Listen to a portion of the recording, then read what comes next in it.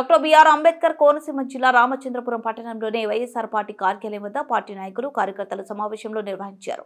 ఈ సందర్భంగా ఈ నెల 13వ తేదీన జరగబోయే వైఎస్ఆర్ ఆవిష్కరణ దినోత్సవం జరుపుటకు మరియు యువత పోరు ర్యాలీ రామచంద్రపురం నియోజకవర్గ నాయకులు మరియు అభిమానులు, ఎంపీటీసీలు, జెడ్పీటీసీలు, municipal councillor, municipal chairman, panchayat సర్పంచ్లు అందరూ యువత కలిసి రావాలని పోరు ర్యాలీ అనుమతి కోసం డాక్టర్ బిఆర్ అంబేద్కర్ కోనసీమ జిల్లా కలెక్టర్ వినతి పత్రం సమర్పించుటకు అందరూ కలిసికట్టుగా రావాలని వైఎస్ఆర్ పార్టీ రామచంద్రపురం ఇన్ఛార్జ్ పిల్లి సూర్యప్రకాష్ పిలుపునిచ్చారు.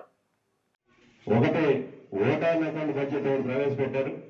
రెండు, మొన్ననే పూర్తి స్థాయి బడ్జెట్ 3,22,000 కోట్లతో ఒక బడ్జెట్, అంటే భారీ బడ్జెట్ చేశారు కానీ కేటాయింపులు మాత్రం ఎక్కడ కనిపించిన దుస్థితి. గడిచిన ప్రభుత్వంలో ఒకసారి ఎన్నికల ముందు 20 లక్షల ఉద్యోగాలు కల్పిస్తాని రాష్ట్రంలో నిరుద్యోగులందరికీ కూడా, లేదా ప్రతి నెల 20,000 రూపాయలు నేను వారి అకౌంట్ లో వేస్తానని ఆనాడు చంద్రబాబు నాయుడు గారు చెప్పి, ఒకవేళ ఆ హామీని ఆయన అమలు చేయకపోతే ఆ హామీని అమలు చేసే బాధ్యత నాది అని ఆయన పక్కన ఉన్నటువంటి పవన్ కళ్యాణ్ గారు కూడా ఆనాడు అందరికీ హామీ ఇచ్చారు. కానీ ఈరోజు ఆ హామీలు కూడా తొంగలో తెచ్చేసే ప్రయత్నం చేస్తున్నారు. కాబట్టి ఈరోజు దాదాపు అదే విధంగా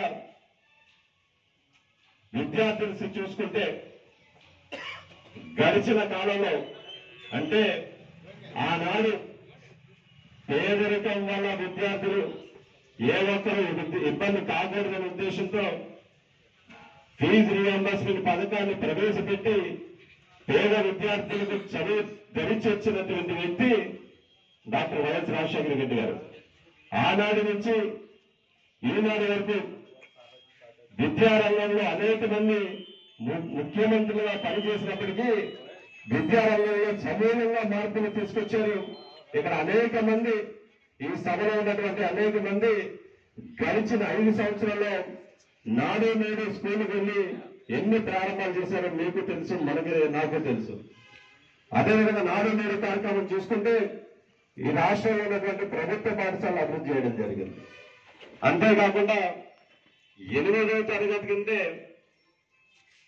ట్యాబ్లు ఇవ్వడం జరిగింది. మరీ ముఖ్యంగా ప్రాథమిక స్థాయి నుంచి ఇంగ్లీష్ మీడియం కోర్సును ప్రవేశపెట్టడం జరిగింది. ఇది కాకుండా మధ్యాహ్నం భోజనం పథకంతో, రోజుకు మనీతో మధ్యాహ్నం భోజనం పథకాన్ని అమలు చేయడం జరిగింది. ఇవన్నీ కూడా పేద విద్యార్థిని ఆదుకున్న నాయకుడు జగన్మోహన్ రెడ్డి గారు అన్నాడు. ఈనాడు అధికారంలో వచ్చిన తర్వాత అవన్నీ కూడా కనుమరుగయ్యే పరిస్థితి ఈ రాష్ట్ర ప్రభుత్వం చేస్తుంది. కాబట్టి గత బడ్జెట్ చూసుకుంటే కేవలం 5,000 కోట్లు కేటాయించారు. కేవలం విద్యారంగానికి 5,000 కోట్లు కేటాయించి జగన్మోహన్ రెడ్డి గారు మార్చి 12వ తారీఖున వైఎస్ఆర్ కాంగ్రెస్ పార్టీ ఆవిర్భావ దినోత్సవం రోజునే ఈ యొక్క కార్యక్రమం చేపడుతున్నాం. కాబట్టి మన జిల్లాలో డాక్టర్ బిఆర్ అంబేద్కర్ కోనసీమ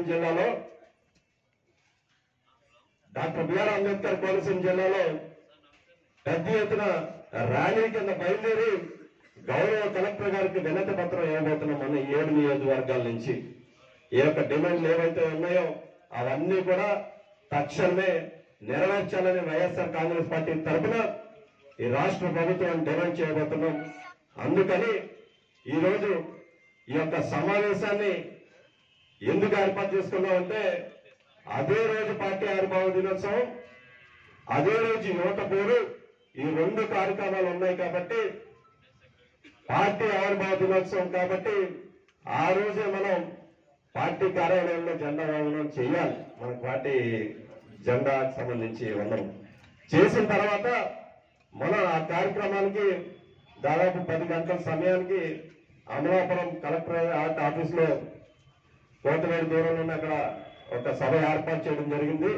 అక్కడ మన సభలో పాల్గొన్న తర్వాత అక్కడి నుంచి ర్యాలీ కింద బయలుదేరి గౌరవ కలెక్టర్ గారికి 7 నియోజకవర్గ ఇన్ఛార్జీలు కానీ, సీనియర్ నాయకులు కానీ అందరూ కూడా వినతి పత్రం ఇవ్వబోతున్నారు.